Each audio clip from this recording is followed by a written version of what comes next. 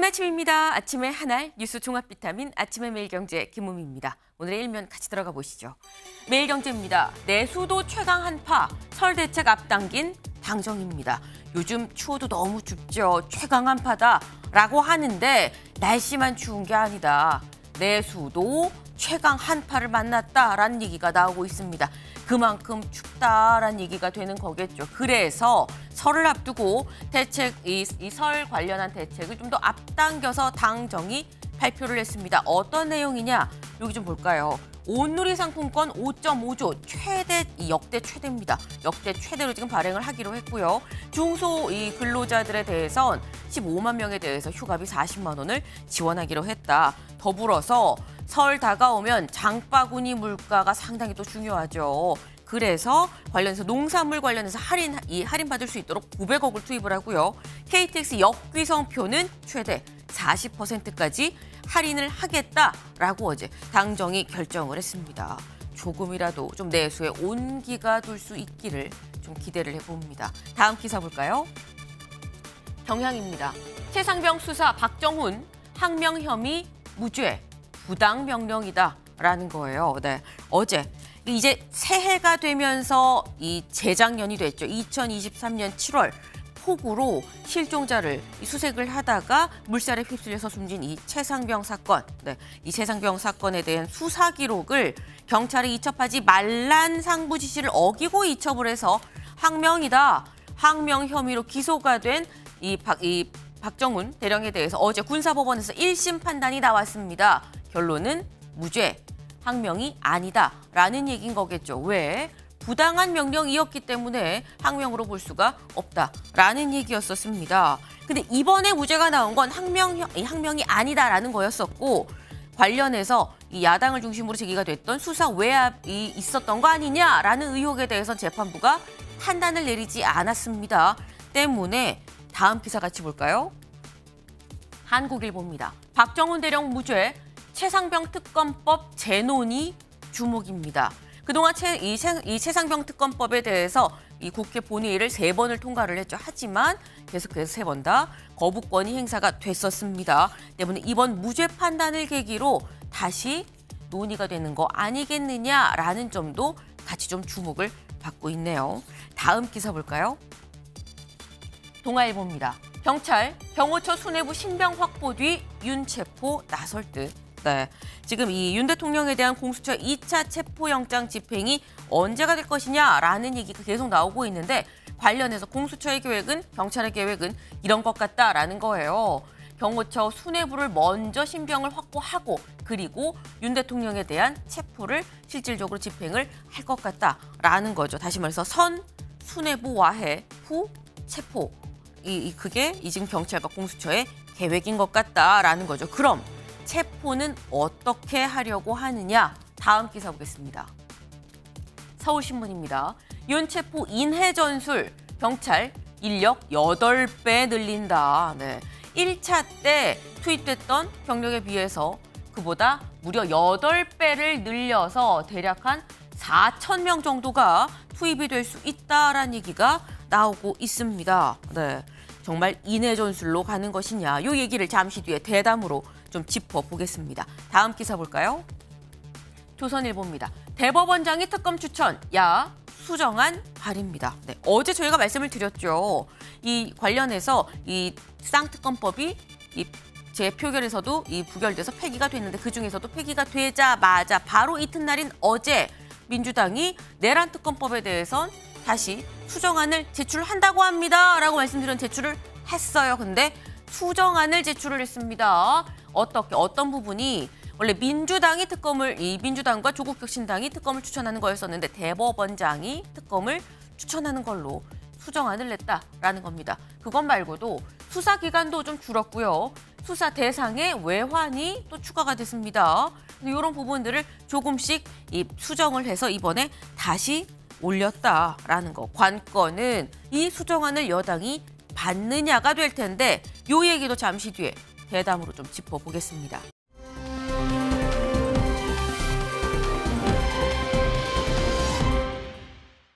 다음 사진 기사 같이 볼까요? 네, 이게 뭔가 싶으실 수 있어요. 이 수도 계량인 거죠. 이 수도 계량기가 모두 깨져 있는 모습입니다. 왜 깨졌느냐? 얼어서 깨진 거죠. 아까 말씀드렸죠. 추워도 너무 춥다라는 거예요. 이 종로구에 위치한 중부 수도사업소인데 이 깨진 계량기들 다 교체, 정리하는 게 오늘의 사진 한 장입니다. 네. 어제도 추웠습니다만 오늘은 더 춥습니다. 오늘은 정말 이 체감 22도까지도 떨어지는 곳이 있다고 해요. 정말 춥죠. 그러니까 나오실 때 일단 제일 좋은 건 안 나오시는 게 제일 좋을 것 같고요. 그래도 꼭 나올 일이 있다 싶으면 꽁꽁 2겹, 3겹 입고 잘 챙겨 입고 나오시길 말씀을 좀 드립니다.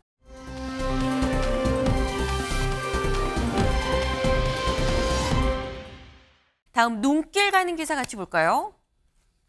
이겁니다. 독감 입원 한 달 새 10배. RSV 환자 9주째 증가. 봄까지 유행 이어질 수도라는 겁니다. 요즘 주변에 코 훌쩍이지 않는 사람이 없고요. 기침 안 하는 사람이 없습니다. 다들 마스크 쓰고 콜록콜록 콧물 훌쩍훌쩍 하고 있는 요즘 역시나 보니까 독감으로 입원하는 사람이 한 달 새 10배나 된다는 거죠. 여기 입원 환자 추이를 좀 보겠습니다. 코로나도 올라가고 있어요. 코로나도 이 64세에서 113명으로 올라가고 있는 추세죠. 한 2배가 채 되지 않는데 여기 보겠습니다. RSV, 그러니까 호흡기 질환인 거예요. 호흡기 바이러스 385에서 603명 올라갔죠. 2배 가까이 되는 모습입니다. 근데 여기 좀 볼까요? 여기는 독감입니다. 그 어느 화살표보다 상당히 상승세로 보이는 이 화살표 독감 84명에서 841명이라고 지금 나와 있죠. 10배가 늘었다라는 겁니다. 추워도 너무 춥고 다들 독감 걸리기 쉬운 요즘이다라는 거예요. 네. 안 걸리는 게 중요하죠. 안 걸리려면 어떻게 해야 되느냐. 여기 나와 있습니다. 볼까요? 예방법이에요. 예방접종, 독감 예방접종 아직 안 맞으신 분은 지금이라도 맞으시길 말씀을 드려요. 봄까지 갈 수도 있다는 얘기가 나오죠. 마스크 쓰고요. 사람 많은 데 가지 마시고요. 하루에 이 3번씩 환기 잘하셔야 이런 이 독감 바이러스들 공중에 있는 것도 잘 환기가 되면서 나갈 수 있습니다. 손 잘 씻고 기침할 때 입, 코 가려야 된다. 그리고 발열 증상이 있으면 나가시지 마셔라라는 겁니다. 네. 예방법 잘 좀 염두에 두시길 바랍니다. 아침에 하나 뉴스 종합 비타민 언제나처럼 TV로 좀 크게 보시다가요. 궁금한 점 유튜브 댓글로 남겨주시면 같이 좀 얘기를 해보겠습니다. 함께 주실 분들 소개합니다. 안녕하세요. 안녕하세요.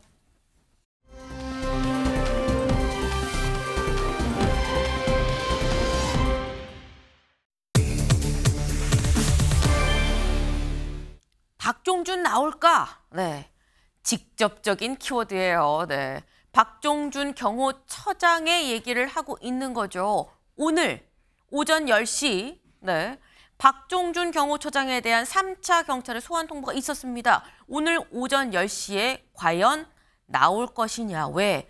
1차, 2차 소환 통보에 나오지 않았었거든요. 그래서 2번 불응하고 오늘 오전 10시 과연 3차 소환 통보엔 응할 것이냐라는 건데 박 처장, 최근에 이 경호처장으로서는 사상 처음이었었죠. 대국민 담화가 있었습니다. 그 모습 잠깐 같이 보고 올까요? 체포영장 집행에 대해 대통령의 절대 안전 확보를 존재 가치로 삼는 대통령 경호처가 응한다는 것은 대통령 경호를 포기하는 것이자 직무유기라고 판단하였습니다. 더 이상 대통령 경호처가 개인 사병으로 전락했다는 모욕적인 언사를 삼가 주십시오. 대통령 경호처는 앞으로도 좌고우면하지 않고 전직 대통령, 현직 대통령, 미래의 대통령 누구라도 국민이 뽑은 대통령의 안전을 확보하는 데 신명을 바칠 것입니다.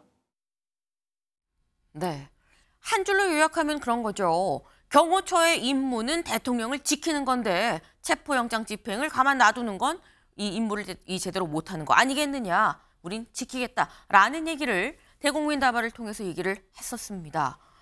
지금 이 박종준 경호처장 그래서 오늘 오전 10시에 원 변호사님. 나올까요?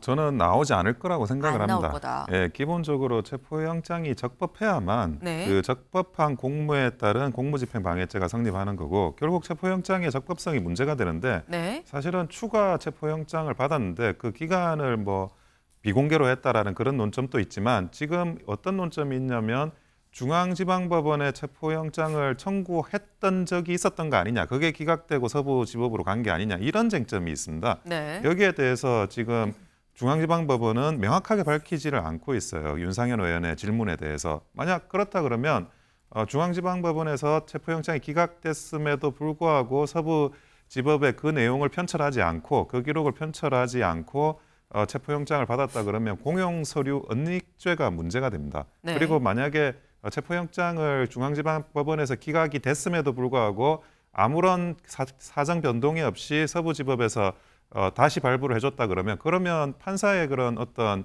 그 결정에 대한 신뢰도가 완전히 금이 가게 되는 거예요. 그런 부분에 대해서 지금 의혹이 있는 상황에서 이게 과연 더 적법하게 발부된 영장이라고 볼 수 없는 사유가 계속 쌓이고 있습니다. 이런 상황에서 과연 이 출석을 한다? 만약에 누군가가 네. 특수공무집행방해죄나 공무집행방해죄로 고발을 했다면 구성요건 해당성이 없어가지고 각하가 될 사안이고 소환조사도 할 필요가 없는 사안입니다. 네. 그리고 엄밀히 말하면 지금 대통령을 체포하기 위해서 그 수뇌부를 한다는 것은 명백한 수사권의 남용입니다. 네. 지금 말씀은 기본적으로 체포영장 자체가 불법 위법이기 때문에 여기에 응하지 않는 박종준 처장이 본인이 나오라는 소환 조사에 응하지 않을 것이다 라고 말씀을 하셨어요. 근데 지금 박종준 처장도 이번 소환이 세 번째 소환인 거죠. 근데 여기서 저희가 생각이 드는 게 이지은 이 변호사님 지금 보면 보통 저희가 앞서서도 윤 대통령의 체포영장도 그랬었고 1차, 2차, 3차까지 불응을 하면 체포영장을 신청을 해서 청구를 하고 발부가 되고 요 시스템으로 좀 가는 거거든요. 그럼 박 처장에 대해서도 체포영장이 발부가 되는 거 아니겠느냐, 신청하는 거 아니겠느냐라는 생각이 들어요.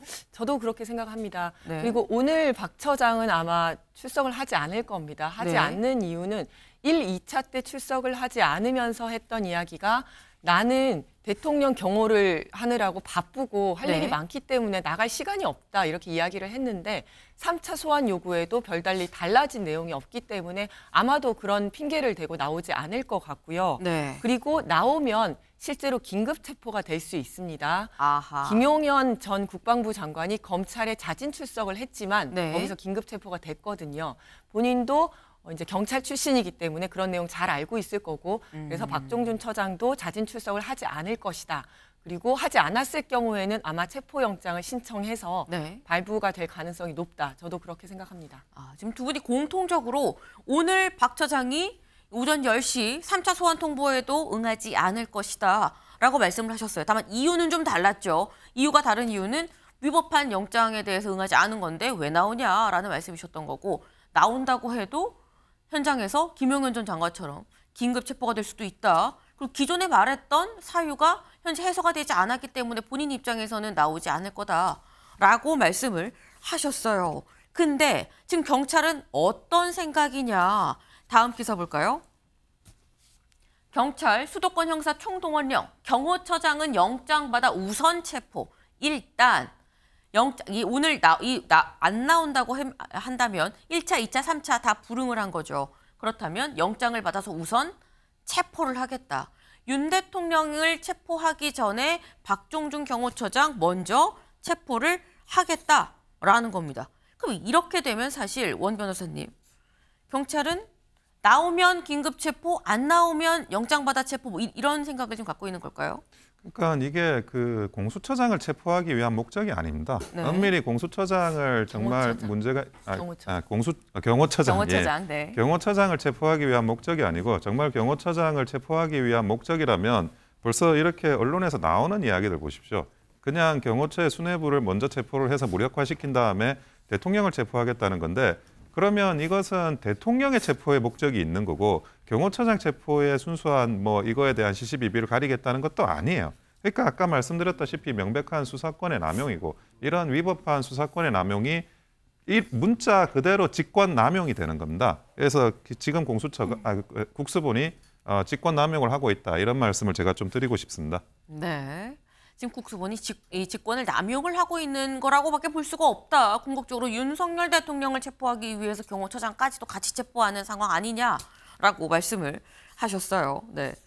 근데 지금 이 경찰이 체포하고자 하는 게 그럼 박종준 경호처장만 체포를 하려는 거냐?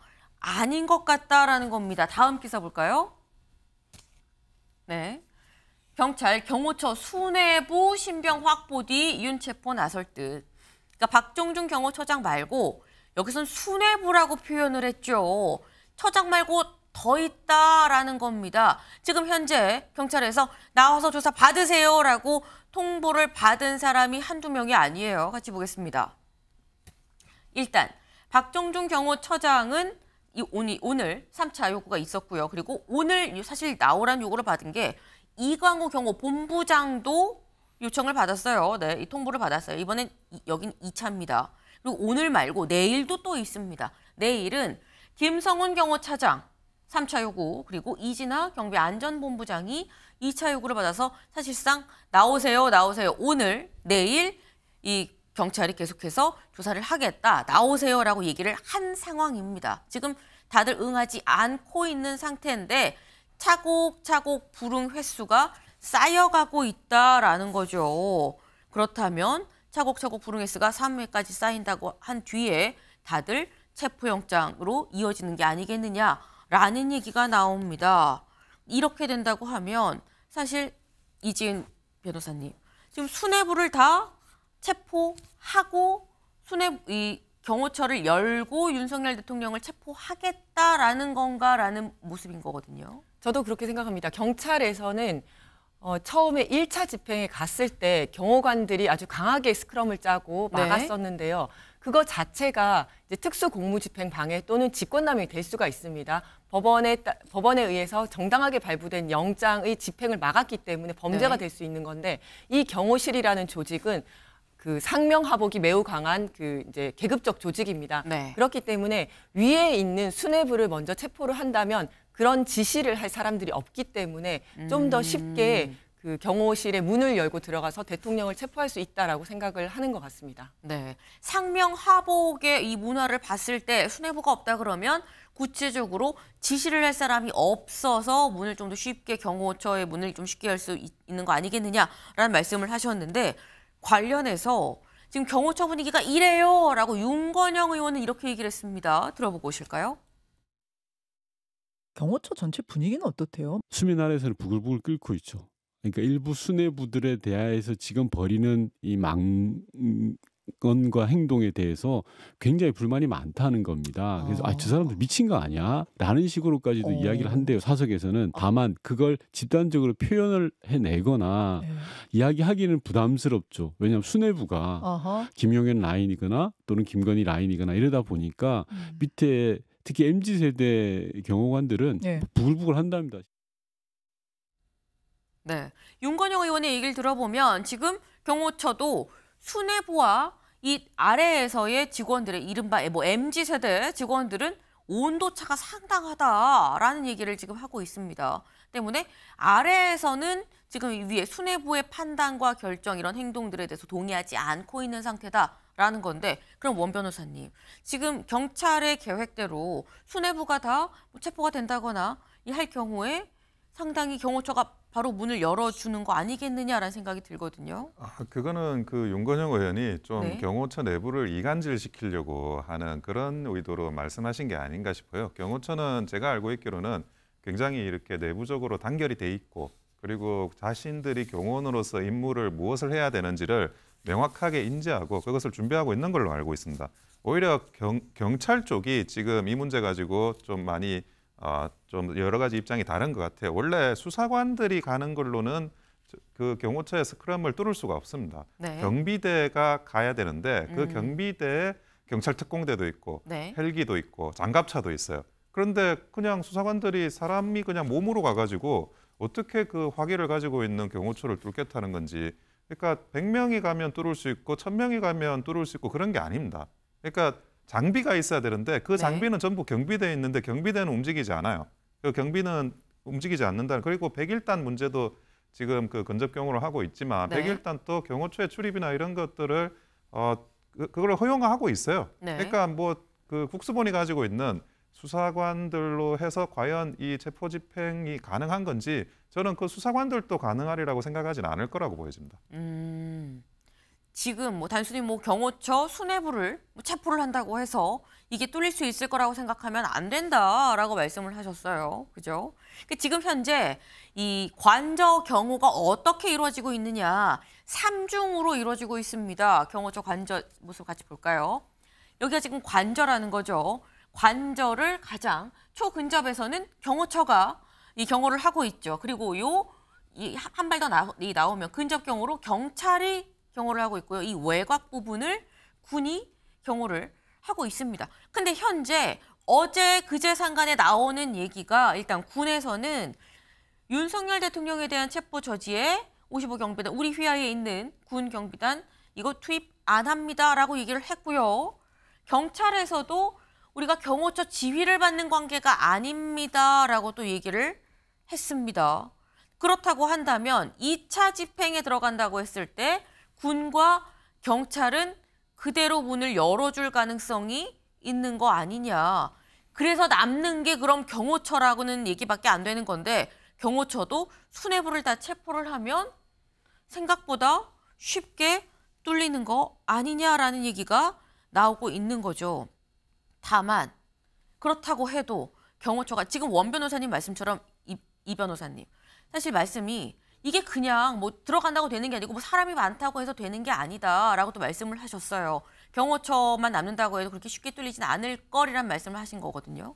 네, 물론 아까 말씀드린 것처럼 수뇌부를 체포하면 그 밑에 직원들의 사기가 떨어질 것은 분명합니다. 네. 지금 우리가 경찰청이나 군을 보면 그 국방부 장관과 경찰청장이 먼저 구속이 되었기 때문에 그 밑에 있는 직무대행들은 굉장히 조심스럽게 쓸데없는 지휘를 안 하고 있는 거거든요. 경호처의 지휘에 따르지 않고 있습니다. 그런데 수뇌부를 체포하는 것 자체가 쉽지 않을 겁니다. 왜냐하면 지휘를 내리는 사람들이 이 수뇌부들입니다. 그래서 여기도 상명하복 조직이기 때문에 자기 자신을 보호하기 위해서라도 너네 절대 스크럼 풀지 마라, 절대 저지선 뚫리면 안 된다, 무조건 막아라 라고 수뇌부에서 그렇게 지휘를 할 겁니다. 네. 그렇게 되면 문을 열기가 힘들 것이다. 네. 그리고 두 번째는 아까 잠깐 얘기하면 실무 경호관들은 저도 굉장히 이렇게 많이 흔들린다고 얘기를 들었습니다. 네. 실제로 1월 3일 날 그 첫 번째 영장 집행이 실패한 다음에 3일 동안 차벽을 세우고 전부 다 비상 대기를 시켰습니다. 그런 다음에 1월 6일 날 그 영장을 재청구하면서 영장을 반납하는 바람에 잠깐 문이 열렸거든요. 그때 경호관들이 쭉 나갔는데 나간 이유가 생필품을 사기 위해서 나갔다고 해요. 네. 왜냐하면 3일 동안 그 안에 들어가 있었고 또 앞으로 얼마나 거기서 대기를 해야 될지 모르기 때문에 네. 그런데 생필품, 물이랑 밥이랑 먹을 걸 사들고 오면서 소위 말한 현타가 왔다. 내가 지금 뭐 하고 있는 건가 이런 생각이 들었다. 이런 얘기를 하더라고요. 그래서 실제 실무관들은 좀 많이 흔들리고 있다. 그런 얘기를 들었습니다. 네. 지금 이 관저를 감싸고 있는 1차, 2차, 3차 이 근접 경호선이 뚫릴 것이냐 말 것이냐 여부가 지금 상당히 좀 이 단순한 문제가 아닌 그런 상황입니다. 그래서 사실 나왔던 게 경찰에서 아까 살짝 얘기가 나오기도 했죠. 특공대 얘기도 나오고 그랬었어요. 다음 기사 같이 볼까요? 한국일보. 네. 경호처 지휘부 4명 검거가 관건이다. 지금 경찰의 계획상으로 봤을 땐 이 결론적으로 이 수뇌부를 이 4명을 검거할 수 있느냐 없느냐가 관건이 될 수 있는 거겠죠. 경찰이 시각으로 봤을 때. 그런데 경찰에서 뭐라고 얘기했냐. 특공대 투입 얘기도 나왔습니다만 여기에는 선을 그었다라는 거예요. 요 얘기. 조은희 의원 얘기를 좀 같이 들어보고 오시죠. 그리고 앞으로 2차 영장 집행과 관련해서 언론에 여러 가지 시나리오가 나옵니다. 이 부분에 대해서 국수본부장은 공수처로부터 협의 요청 사실은 있지만 현재까지 공수처와 국수본이 공식 협의한 바 없다는 점을 확인했습니다. 그래서 앞으로 집행 시기와 방법은 전혀 정해진 바가 없다라고 대답했습니다. 언론에 보도되는 경찰 특공대, 장갑차, 헬기 등 동원은 전혀 검토한 바 없고 소설 같은 얘기다라고 대답을 했습니다. 네.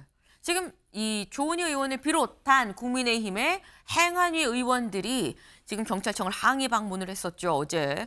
하고 나와서 한 얘기가 소설 같은 얘기다. 특공대, 뭐 장갑차, 헬기 이런 거 다 생각하지 않고 있다라고 얘기를 우리가 들었다라고 지금 얘기를 했습니다. 근데 그럼 여기서 드는 생각이 이재용 변호사님. 네. 특공대를 투입하지 않고도 뚫을 수 있을까라는 거예요. 저는 특공대를 투입하는 게 훨씬 안전하고 신속하게 할 수 있다라고 생각을 하는데 네. 저기서 그 국수본부장이 아직은 확정된 게 없다라고 하는 건 두 가지 의미라고 생각을 합니다. 하나는 앞으로 어떻게 될지 모르겠지만 현재로서는 확정된 바가 없다라는 거고, 두 번째는 앞으로도 할 계획이 없다라는 것일 수 있는데요. 네. 첫 번째일 경우에는 언제든지 상황에 따라서 바뀔 수 있다고 생각을 하고요. 두 번째일 경우에는 법적으로 그리고 현장에서 특공대가 없는 게 낫다라고 판단을 했을 수 있습니다. 네. 왜냐하면 법적으로 제가 이제 검토한 바에 따르면 특공대가 투입되는 건 법적으로 아무 문제가 없습니다. 하지만 상대 쪽, 대통령 측의 변호인단 쪽에서 특공대가 투입되는 것은 문제가 있다라고 자꾸 주장을 하니까 빌미를 주지 않기 위해서 특공대 투입을 생각을 안 할 수도 있고요. 또 현장에서 상대 측, 즉 경호실에서도 다 화기를 가지고 있습니다. 그러다 보니까 이쪽에서 먼저 중화기가 보이거나 하면 네. 저쪽을 자극할 수가 있다. 이런 판단에서 특공대가 투입을 안 하는 게 낫다라고 판단했을 수도 있습니다. 네. 하지만 제 입장에서는 네. 특공대가 투입이 되어야 된다. 이렇게 생각을 하고 있습니다. 네. 지금 말씀은 오히려 특공대가 투입이 되는 게 더 안전하게 이 일을 처리할 수가 있다. 뭐 이런 취지로 지금 말씀을 하셨어요. 그런데 말씀은 이런 거였었죠. 현재는 계획이 없다라는 얘기일 수도 있고 투입할 생각이 없다. 현재 없다는 걸 수도 있고 앞으로도 없다는 얘기일 수도 있는데 이건 좀 봐야 된다라고 말씀을 하셨는데 일단 현재 상황에선 특공대 투입하지 않겠다라는 것만 좀 분명한 것 같아요. 일단 현재 상황에선. 그럼 특공대를 투입하지 않고 어떻게 하려고 하는 거냐.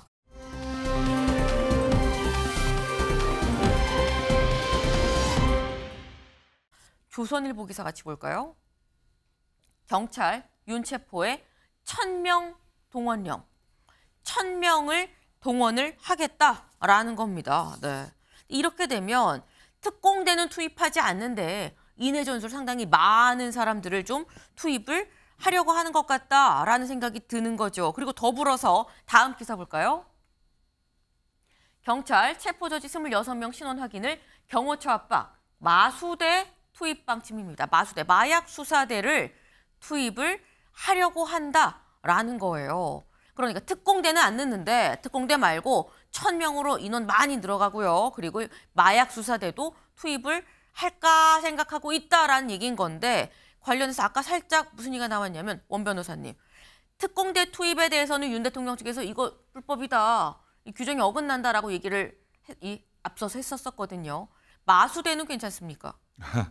그러니까 수사관을 기본적으로 투입을 네. 하겠다라는 입장인 거예요. 그리고 국수보는 경비 쪽에 대한 지휘권이 없습니다. 저기 101단이 지휘권이 없다, 경호처가 뭐 이런 이야기 했다 그러는데 국수본 또 경비에 대한 지휘권이 없고 그 경비는 아까도 말씀드렸다시피 경찰 특공대 헬기 장갑차를 가지고 있고요. 지금 이제 경찰 특공대를 투입하려고 그래도 지상으로 투입하려고 그러면 장갑차가 가야 되고 공중으로 투입하려고 그러면 헬기가 가야 되는데 경호처가 분명히 입장을 밝혔습니다. 그 경고 없이 격추시키겠다고 헬기가 들어오는 순간.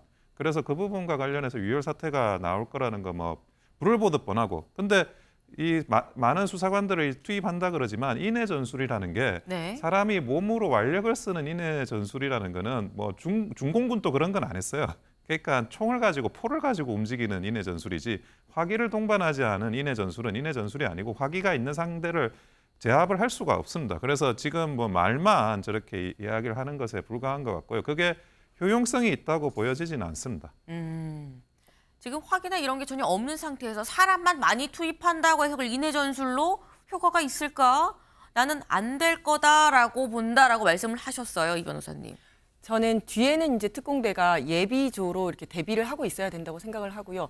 그리고 그 상대방이 이제 스크럼을 짜고 있다든지 어떤 전략 전술을 짜는지에 따라서 우리가 달라질 수 있다고 생각을 합니다. 경찰에서는 지난번에 1차 집행 때 갔을 때 상대에서 이제 스크럼을 짜고 있었기 때문에 그 정도라면 네. 그냥 이제 일반적인 수사관들이 가서 체포를 하는 것, 4인 1조로 뜯어내서 체포를 하는 것은 가능하다라고 판단을 했을 겁니다. 네. 특히 마약 수사대나 조폭을 검거하는 이제 광역수사대 같은 경우에는 체포 경험이 굉장히 많은 베테랑 수사관들이 많습니다. 네. 조폭을 검거했을 경우에는 보통 조폭들이 이제 무기라든지 쇠파이프, 강목 이런 것들을 가지고 있기 때문에 실제로 현장에서 검거하는 게 굉장히 힘든데 그런 경우도 다 했던 사람들이고 또 마약 수사 같은 경우에도 마약범들은 보통 이제 약물에 취해서 굉장히 뭐 괴력을 쓴다든지 현장에서 알 수 없는 행동들을 많이 합니다. 네. 그런 사람들을 상대로 체포를 했던 경험이 많기 때문에 만약에 한다면 그냥 일반적인 체포를 한다면 저는 1000명이라면 일시점 1000명이라면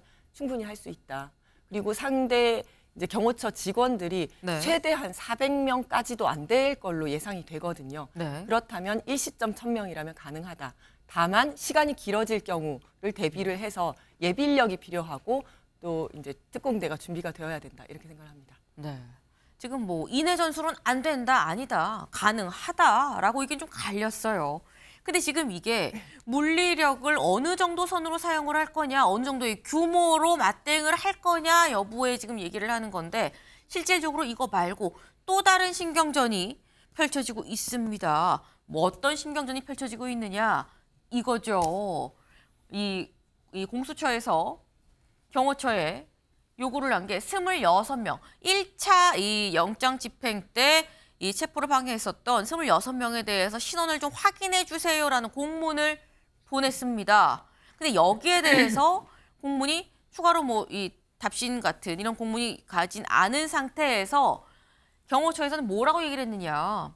체포영장 집행을 한 150명 공수처 이 직원들, 수사관들, 검사의 신원을 확인해달라는 정보 공개 청구를 넣었다라는 거죠. 근데 여기서 드는 의문이 원 변호사님, 경호처가 신분을 확인을 과연 해줄 것이냐. 경호처도 또 공개 정보 청구를 했거든요. 근데 정보 공개 청구에 150명 신원이면 또 개인 정보 아닌가라는 생각이 좀 들기도 하고요. 아니 개인 정보라고 하기보다는 공무에 나선 사람들에 대한 정보이기 때문에 네. 이거를 단순히 개인 정보라고 말을 하기는 할 수 어렵습니다. 없다. 예, 그리고 공수처가 자기들이 뭐 적법하다는 거잖아요. 자기들이 적법한 공무집행을 했다 그러면 정보 공개를 해준다고 하더라도 그게 나중에라도 문제될 건 없다는 확신이 있는 거지 않습니까? 자기들이 적법한데. 그리고 정보 공개는 원칙적으로 공개를 해주는 게 원칙입니다. 그렇기 때문에 뭐 공수처가 뭐가 뭐 그게 아쉽다거나 아니면 뭐가 불안해가지고 공개를 안 할 이유가 전혀 없어요. 그러니까 공개를 하시면 되는 겁니다. 그래서 이 부분과 관련해서는 그 탄핵과 관련해서 헌재 판결이나 이런 거 이후에 아마 법적인 정리가 들어가게 될 것 같아요. 지금 네. 국수본도 공수처도 계속 체포를 한다 그러는데 아니 2월인지 3월인지 모르겠지만 헌재 판결이 있고 얼마든지 체포하고 뭐 소환하고 하면 다 갑니다. 네. 그런데 그 문제를 가지고 꼭 지금 안 하면 안 된다라고 하는 것 자체가 이 탄핵 재판에서 영향을 미치려는 아주 악의적인 의도에 의해서 진행되고 있다라고 볼 수밖에 없는 거죠. 지금 공수처, 경찰 등등이 자꾸 체포를 하겠다고 하는 것 자체가 탄핵 심판에 영향을 주기 위한 저희가 있는 거 아니겠느냐. 심판 먼저 하고 난 다음에 천천히 체포해도 늦지 않는데 굳이 지금이어야 되는 이유가 뭐냐라고 말씀을 하셨어요. 이 변호사님 짧게. 그건 범죄자가 결정할 수 있는 게 아니라요. 수사기관에서 언제 어떻게 수사를 할지 그 일정에 따라서 수사를 하는 거기 때문에 범죄자는 그에 응하는 게 맞다고 생각합니다.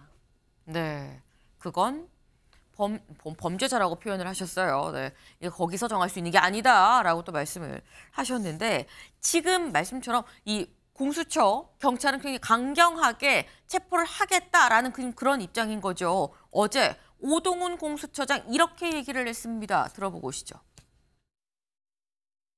영장을 집행하는데 국회의원들이 다수로 가서 스크럼을 짜고 막는다. 공무집행 방해에 해당합니까? 저희들의 영장 집행 업무를 방해할 시 공무집행 방해에 마찬가지로 적용됩니다. 국회의원들도 현행범은 체포가 가능합니까?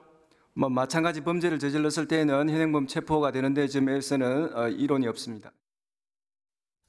네, 사실 지난 6일 1차 영장 시한 마지막 날인 6일 날 국민의힘 의원들 44명이 관저 앞에 갔었죠. 근데 관련해서 지금 박주민 의원이 물어봅니다.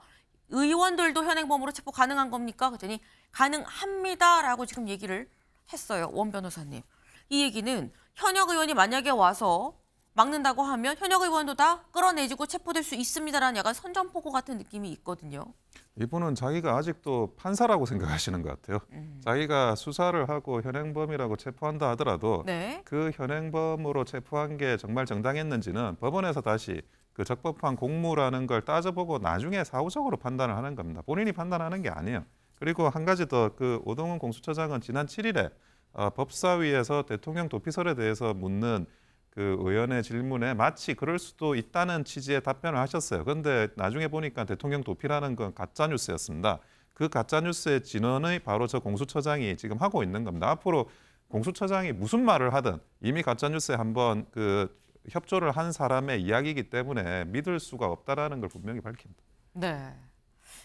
이 변호사님. 네. 의원도 현행범 체포할 수 있다. 현실 가능성 어떻게 보십니까? 저는 가능하다고 봅니다. 실제로 현행범은 면책특권의 제외가 됩니다. 네. 그래서 현장에서 정말 법원에서 정당하게 발부한 영장의 집행을 방해를 했다라고 하면 당연히 그 사람이 국회의원이든 경호처 직원이든 아니면 일반 지지자든 시민이든 다 체포를 해야 된다고 생각을 합니다. 네. 지금 저희가 쭉 2차 집행이 이뤄진다면 어떤 일이 있을까라는 점에서 좀 얘기를 했는데 우려되는 건 물리적 충돌 부분인 거죠. 사람도 많이 더 투입이 되고요. 뭔가 더 철저히 꽁꽁 대비를 하는 모습도 보이고요. 현역 의원도 현행범 체포 얘기까지도 나오고 있습니다. 물리적으로 충돌이 되기 전에 일이 해결이 되는 게 가장 좋은 방법인 거겠죠.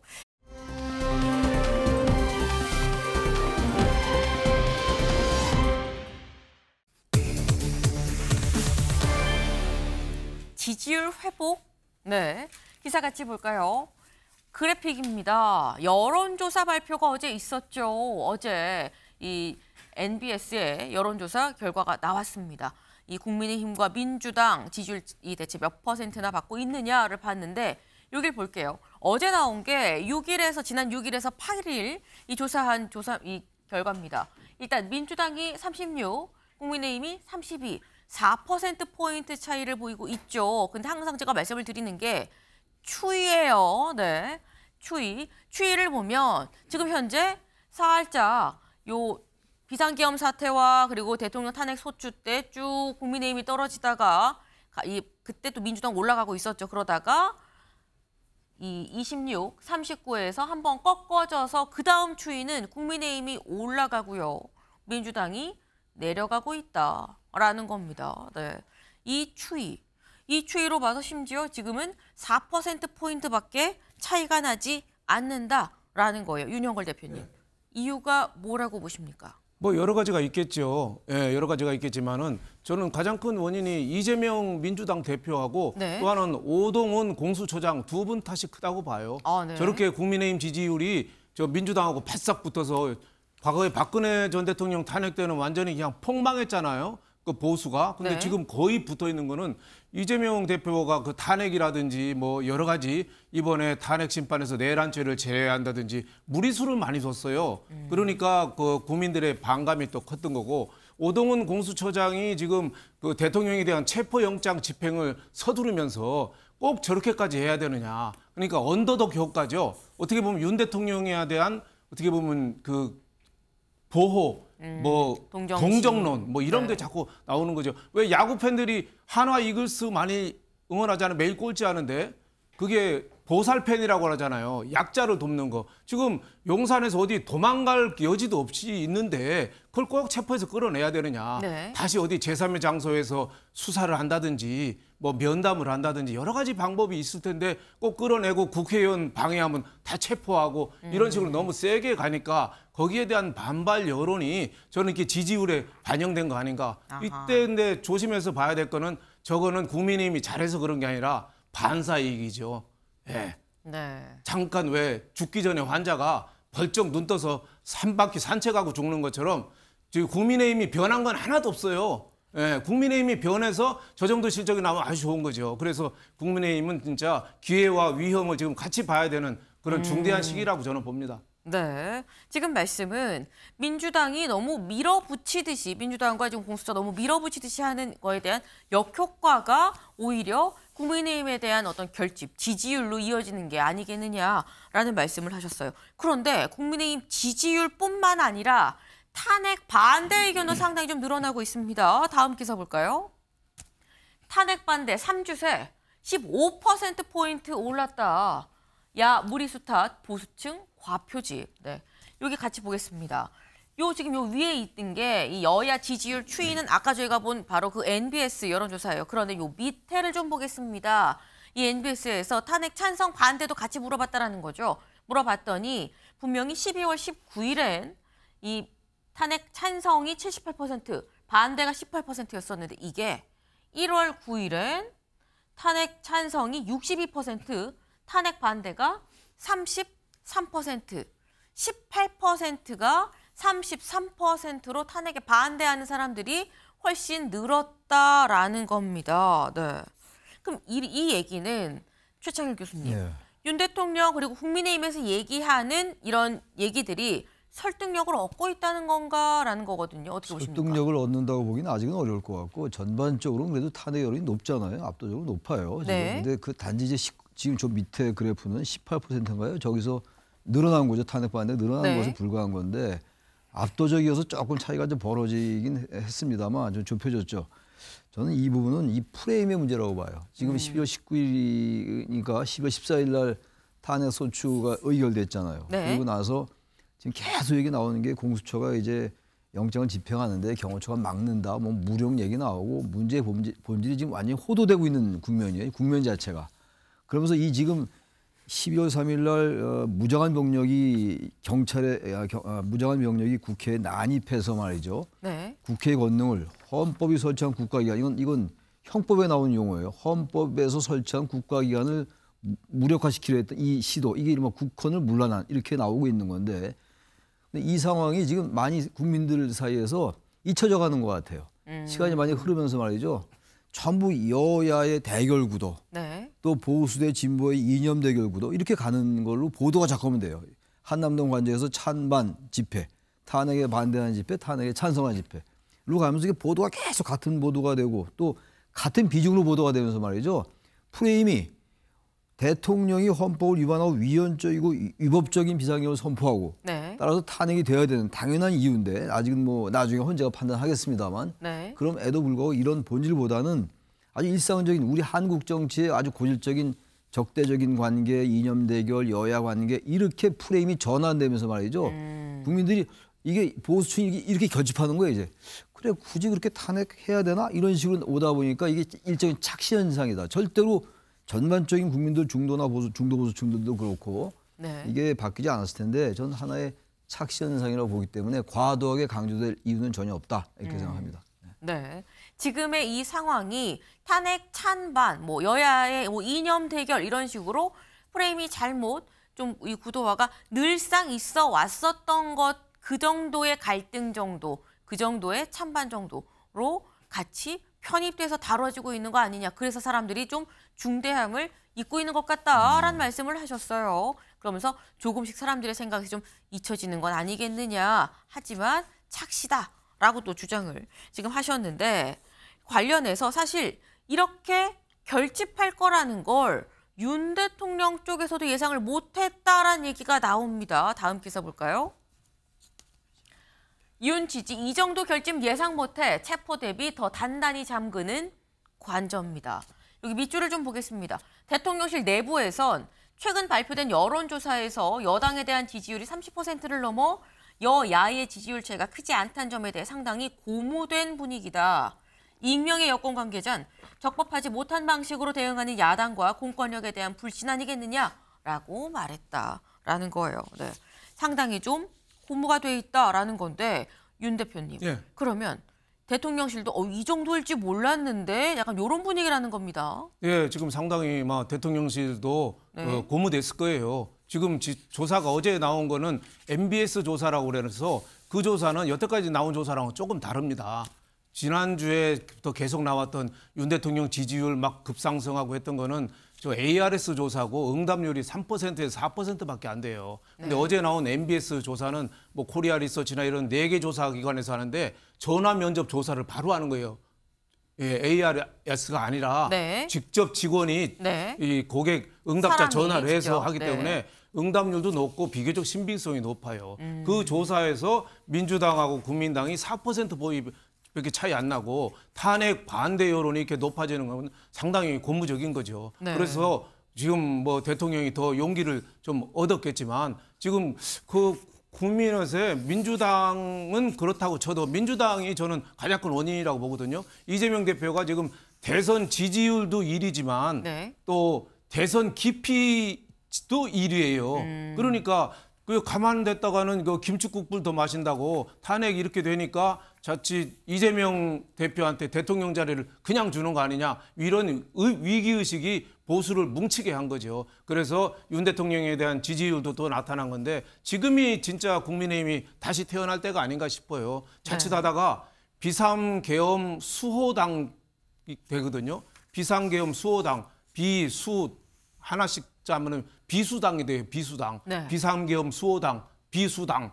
비수를 나무 찔릴 수도 있고 자기가 찔릴 수도 있어요. 이 지지율에 자칫 현혹되다가는 전광판을 잘 못 보다가는 진짜 개혁하고 다시 태어나는데 전혀 못하고 광화문이나 저 잘못 가서 정광훈 목사 이런 분들하고 손잡고 무대에 올라가서 큰 소리 치다가는 폭망합니다. 폭망해. 그래서 지금은 다시 태어날 어떻게 보면은 계기를 어떻게 보면 하느님이 주셨다 이렇게 생각하고 절치부심 뼈를 깎는 지금 노력을 국민의힘이 다시 해야 됩니다. 지금 말씀은 지금 현재 지지율이 좀 오르는 이런 모습을 보고 고무가 됐을 수 있는데 하지만 이건 국민의힘이 잘하고 윤 대통령 쪽이 잘한 게 아니라 민주당이 못해서 그런 거다. 그러니까 지금을 기회로 알고 오히려 절치부심 준비를 해야 된다라는 말씀을 지금 하셨어요. 윤 대통령 측 실제로 좀 고무가 돼 있는 것 같다라는 생각이 드는 게 수치상으로 지금 지지율이 올라가고 있죠. 그러다 보니까 연 이틀, 어제, 그제 계속해서 연 이틀 동안 기자회견을 자처했습니다. 뭐라고 얘기했는지 직접 들어보시죠. 실패라는 개념이 아니라 평화적 계엄이기 때문에 당연히 그렇게 가는 겁니다. 프로세스가 그렇게 설계가 된 것입니다. 어차피 국회 과반수 해제 의결을 하면, 해제 요구 의결을 하면 해제한다는 것을 염두에 두고 다만 이런 비상계엄이라는 수단을 통해서 위기 상황을 알고 극복하려고 하는 절박한 심정에서 했다는 것입니다. 하시는 말씀은 하여튼 비상계엄을 선포하게 된 과정이나 이런 것들을 변호인들에게 이해시키려고 하는 것이고 또 지금 당신께서 의도했던 비상계엄 선포가 어떤 목적이 달성되지 못할까 봐 고심하고 있고 많은 부분에서 걱정을 하고 계십니다. 네, 지금 윤곽근 변호인의 얘기는 이렇죠. 계엄 실패라고 하는 이런 표현이 맞지가 않다. 평화적 계엄이기 때문에 지금 같은 이런 순서로 된 거 아니겠느냐라고 얘기를 했습니다. 최창일 교수님. 네, 어떻게 보십니까? 실패라는 표현은 맞지 않다. 평화적 계엄이지 않았느냐라고 얘기를 하고 있거든요. 논평할 가치가 저는 없다고 생각하는데 저 말씀에 대해서 지금 이 비상계엄을 통해서 위기를 알리려 했다. 그런 비상계엄이 어디 존재합니까? 경고성 계엄이라고 얘기를 했었죠. 네? 경고성이라고 말이죠. 대한민국 헌법에 의해서 다 한다는 거 아니에요 지금?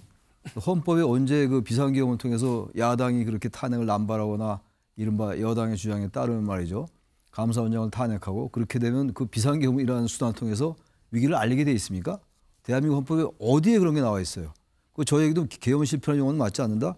그 또 하나가 비상계엄의 목적이 달성되지 않을까 봐 걱정이다. 아직도 비상계엄의 목적이 달성될 수 있다고 생각하는 모양이에요.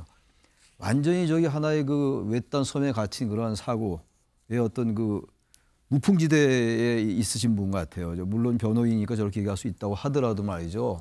그 충분히 고충을 이해한다 하더라도 말을 저렇게 하면 안 되죠. 같은 변호를 하더라도 법률가답게 얘기를 해야죠. 말이 전 되지 않는다고 생각합니다. 지금 그리고 특히 국민의힘이 고무된다고 얘기하는데 원래 저기 새벽이 되기 전에 말이죠. 가장 어두워요. 아까 잠깐 비슷한 말씀 하셨습니다만 절대로 지금 국민의힘이 너무 뒤로 가고 있어요 지금. 그래도 한동훈 대표가 대표할 때는 그래도 목소리가 좀 나왔어요. 보도도 됐고. 완전하게 그 목소리도 사라졌기 때문에 이러다간 정말로 물론 이재명 대표에 대한 거부감이 있을 거예요. 여당이나 보수층에서 아마 그런 것도 영향이 있다고 보긴 봐요. 여론조사가 좀 약간의 변화가 있는 거. 그렇다고 하더라도 본질은 안 바뀔 겁니다. 근데 자꾸 저런 얘기를 하고 어제는 다른 얘기도 했더라고요. 외신 기자회견에서 말이죠. 저게 그거 아닙니까? 근데 이게 이 계엄이 대단히 타당했단 말이죠. 이런 식으로 얘기를 하고 있잖아요. 이게 도대체 어떤 상식과 어떤 합리적인 사고에 입각해서 하는 것인지 법률적인 것도 마찬가지고 묻지 않을 수가 없어요. 예, 도저히 저는 저 발언은 저분의 뭐 개인 생각이겠습니다만 법률 대리인으로서 얘기겠습니다만 저건 일반적인 보편적인 지성이라든지 집단 사고에 맞지 않는다라고 저는 생각합니다. 예. 네, 지금 굉장히 강도 높게 비판을 좀 하셨습니다. 일반적인 상식과 좀 동떨어진 주장을 하고 있는 거다. 사람들은 이렇게 생각 안 할 거다라고 말씀을 하셨어요. 네. 근데 여기서 또 드는 의문이 어제 있었던 기자회견, 제가 연 이틀 계속 연 이틀 기자회견을 했다고 말씀을 드렸죠. 어제 있었던 기자회견은 윤영걸 대표님 네. 외신 기자회견입니다. 그러니까 뭐 AP, 로이터, 뭐 BBC 등등의 외신을 두고 한 기자회견인데 왜 외신 기자회견을 열었느냐라는 거죠. 지금 뭐 우방국 특히 뭐 미국, 일본 뭐 이런 데서는 우리나라 이 비상계엄 사태를 굉장히 주시하고 있잖아요. 지난번에 탄핵 1차 그 국회에서 올린 것도 요건 중에 하나가 미일하고만 가깝고 같이 외교를 하고 중국과 북한은 멀리했다. 이것도 하나의 이유가 됐잖아요. 나중에는 빠졌지만. 네. 그러니까 아무래도 미국 지금 트럼프 신정부 들어오고 일본도 지금 과도기인데 굉장히 예민하게 주시라는 거죠. 트럼프가 반중 정책을 위해서 하나가 돼서 한국도 끌어서 같이 해야 되는데 이렇게 자칫하면은 저 한국이 저 중국으로 가는 거 아니야? 뭐 이렇게 돼서 위기의식이 또 많거든요.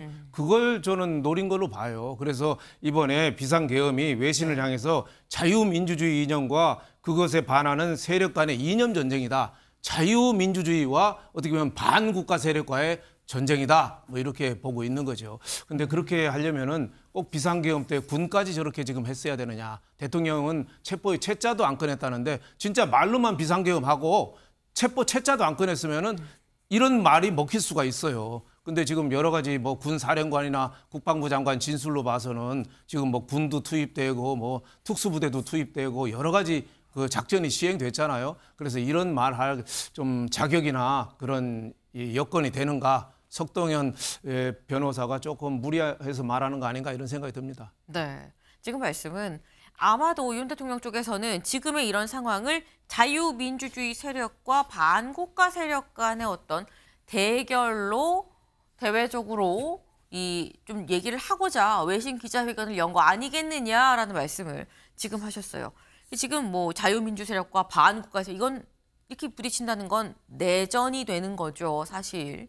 그렇다고 하면 내전이 되는 건데 실제로 어제 기자회견 자리에 이 수첩이 살짝 사진에 찍혔습니다. 같이 볼까요? 이겁니다. 잘 보이실지 모르겠어요. 여기 보면 이게 지금 이 윤곽근 변호사의 이 수첩입니다. 수첩에 뭐라고 적혀 있었느냐? 체제 전쟁이라고 내전 내전 상황이라고 좀 적혀 있는 적혀 있어요. 근데 이게 체제 전쟁, 내전 상황이라는 거는 이건 최창일 교수님. 네. 지금 현재 있는 이 상황은 전쟁 상황이다라고 지금 인지를 하고 있는 건가라는 생각이 드는 거거든요. 아마 저분들이 저렇게 생각하는 것 같아요. 변호인이니까 저렇게 일부러 한다는 생각도 할 수 있지만 네. 정말 저런 생각을 안 하면 저런 표현하기 어려워요. 내전이라니요. 무슨 내전입니까? 지금 6.25 전쟁 하나요? 지금 그거 아니잖아요. 대통령이 불법적으로 위헌적으로 계엄 선포한 거예요. 그게 가장 본질입니다. 근데 그게 내란죄란 혐의가 있기 때문에 내란죄의 우두머리로 입건돼서 피의자인 신분인 거예요. 지금 정확하게 법률적으로. 물론 내란죄를 저질렀는지 안 저질렀는지 나중에 형사법원에서 판결되겠죠. 이건 헌재하고는 좀 다르긴 다르죠. 완전히 별개는 아니라 하더라도. 근데 어떤 저 사람들은 지금 이거 내전이다. 어제 석동현 변호사가 내전이라는 단어를 쓰더라고요. 네. 내전 상황이다. 내전을 갈 수 있다. 이렇게 얘기를 하고 있던데 이게 지금 말하는 공수처와 이제 그 경호처가 충돌한 이게 내전이다. 이런 식으로 이제 자꾸 전선을 확대한다고 저는 생각해요. 전방위적으로. 그래서 이 상황을 1대1 대결 구도, 양비론, 양쪽이 똑같은 서로의 그냥 관점에서 세력 다툼이다라고 보는 것 같아요. 그렇게 해서 프레임을 자꾸만 바꿔가서 비상계엄이라는 이 위헌성 이걸 자꾸만 조각, 이걸 자꾸만 낮게 하려 하는 게 아닌가라는 생각이 들어요. 약간 전략적인 것 같아요. 제가 볼 때. 본인들의 생각도 그런 점이 있을지 모르겠으나 저렇게 수첩에 썼다는 건 저렇게 얘기하겠다는 거 아니에요? 나름대로 이제 키워드를 적어놓은 거거든요. 저런 식으로 자꾸만 이 언론을 호도하는 게 아니냐, 진실을 저는 그렇게 생각합니다. 네. 지금의 상황이 내전이 아니었으면 좋겠습니다. 네. 실질적으로 뭐 저희가 아까도 뭐 정말 뭐 유혈, 뭐 물리적 충돌이 있는 거 아니야 체포하는 과정에서 이런 얘기까지도 하긴 했습니다만 거듭 말씀드립니다. 그런 상황까지 안 가는 게 가장 좋은 방법인 거겠죠. 네. 다음으로 좀 넘어가 봅니다.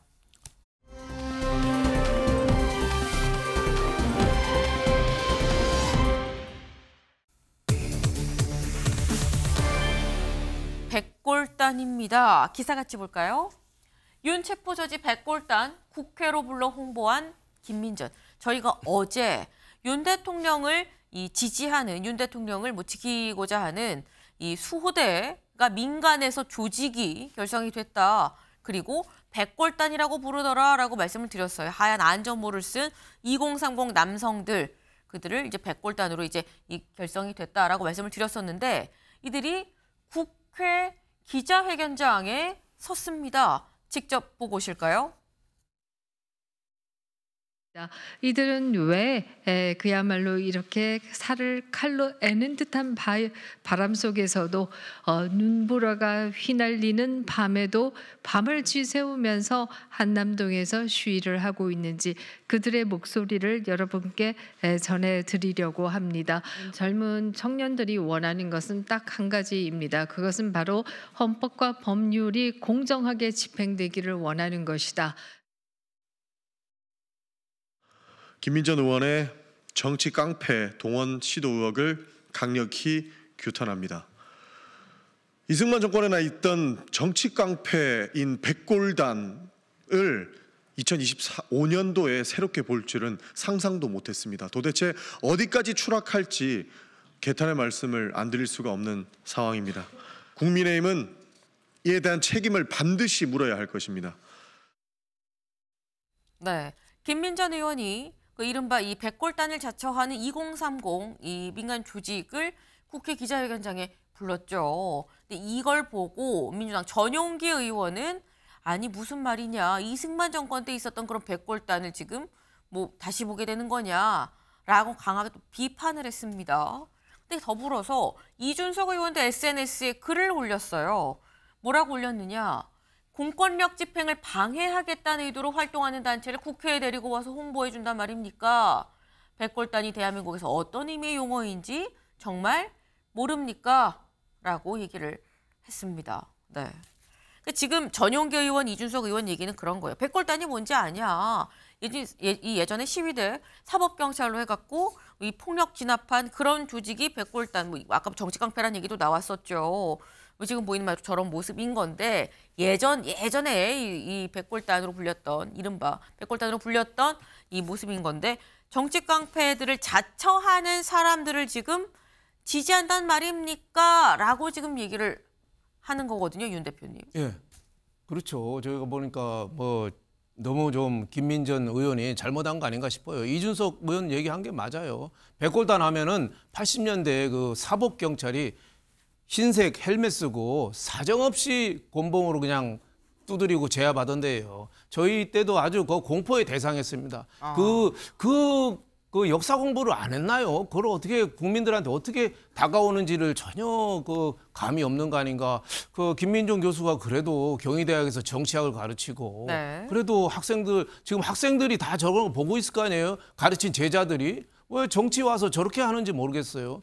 뭐 맹윤이라고 하죠. 싸나울 맹자 맹윤. 예? 윤상현 의원하고 김민전 의원 둘인데 하더라도 진짜 뭐 하려면은 저 한남동에 진짜 집회하는데 고생하는 사람들, 젊은이들 따뜻한 국밥 한 그릇 사주는 거 그거는 뭐 좋아요. 그거 할 수 있지만 지금 그래도 공수처가 저는 잘못된 거라고 생각해요. 이게 체포를 위한 체포인지 뭐 수사를 위한 체포인지 뭐가 뭔지 모르겠어요. 경찰도 어떻게 장갑차 동원한다고 하고 헬기 동원한다고 하고 이게 뭐 말이 되나 싶은데 너무 무리한 수사니까. 하지만은 그럼에도 불구하고 영장을 발부받아서 정상적인 법 집행이거든요. 그러면은 거기에 따라서 어떻게 이해하고 순응하고 하면서 의사를 현명할 것인가 여기에 대해서 고민을 좀 해야 되는데 저런 백골단 국회에 데리고 와서 기자회견하고 하는 거 보면 아 진짜 참 국회의원 되면은 멀쩡하던 사람도 저렇게 되는구나 이렇게 생각해서 가슴이 갑갑합니다. 진짜 국회의원 한 명 한 명이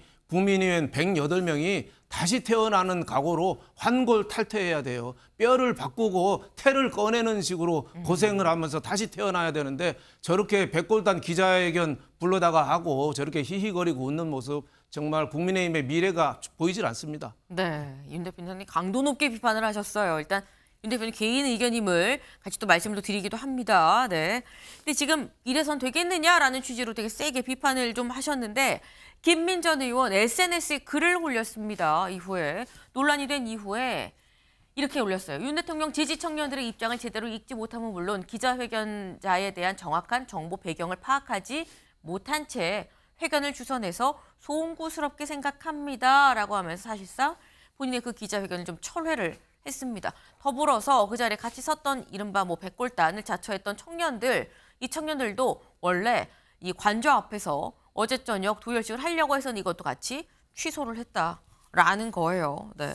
아까 저희가 잠깐 여론조사 얘기를 하기도 했었습니다만 최창일 교수님, 새 결집이라고 저희가 분석한 부분이 있긴 있었거든요. 백골단 조직도 결국 새 결집엔 효과가 있다고 봐서 그러는 걸까요?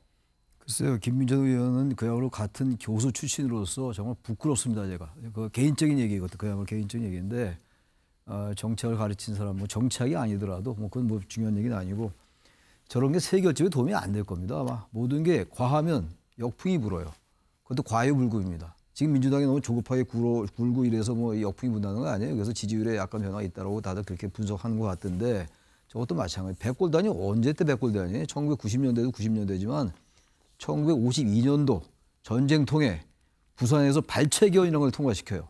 이승만이 저기 재선하기 위해서 그때 동원된 게 백골단이에요. 백골단의 기원이 네. 이승만 정권이 동원한 정치 깡패가 그게 기원이 백골단입니다. 그리고 난 다음에 이제 1990년대 80년대 와서 그 이름이 다시 재생됐던 건데 지금 다시 저게 소환될 정도니까 정말 우리 대한민국이 시대착오로 가고 있다고 생각 들어요. 우리 대한민국이 아니라 여당이 과거 여당이 저 정도 아니었는데 왜 저렇게 되는지 모르겠어요. 네. 네. 사실 이 백골단을 자처한 청년들이 그때의 백골단을 생각하고 백골단으로 이름을 지었는지 아닌지는 알 수 없습니다. 다만 국민 정서상 백골단 이름 자체가 갖고 있는 어떤 그런 상징적인 게 있는데 그러면서 똑같이 하얀 헬멧을 쓰고 나온다는 게 우려가 된다. 어떤 생각인지 우려가 된다라는 이 비판적인 말씀들이 좀 있었습니다. 다음 키워드로 넘어가 볼까요?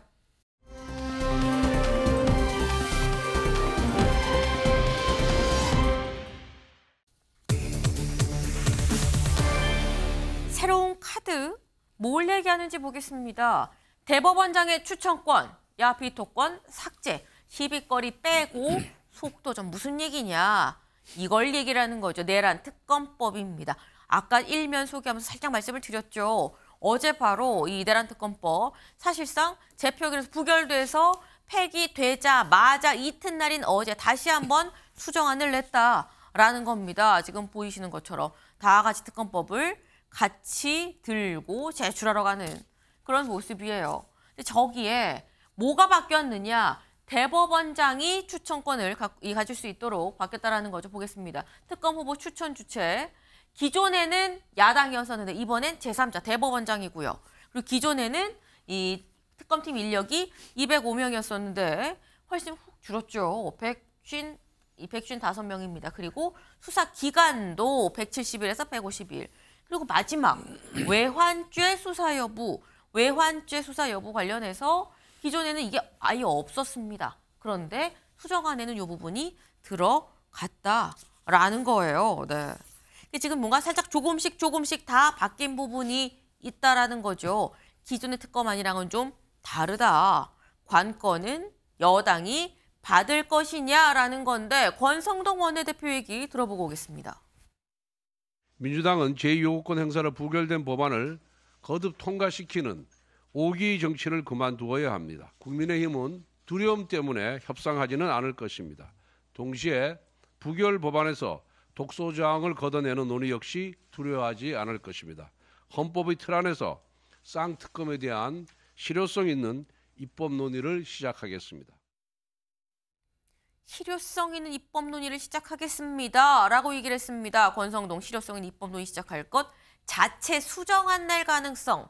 자체적으로 수정안을 낸다는 얘기는 민주당의 안을 받지 않겠다는 얘기가 되는 거겠죠. 근데 더불어서 어제 권영세 비대위원장의 문자가 하나 포착이 됐습니다. 뭐라고 나왔느냐. 대통령 체포영장 집행 중단을 전제로 논의를 하시면 어떨지요? 라는 얘기, 내란특검법에 대한 수정안에 대한 이 기사를 첨부하면서 이 체포영장 집행을 중단을 전제로 논의하면 어떨지라는 얘기에 누군가 지인의 얘기에 생각하고 있어요 라는 권 비대위원장의 답변이 있었습니다.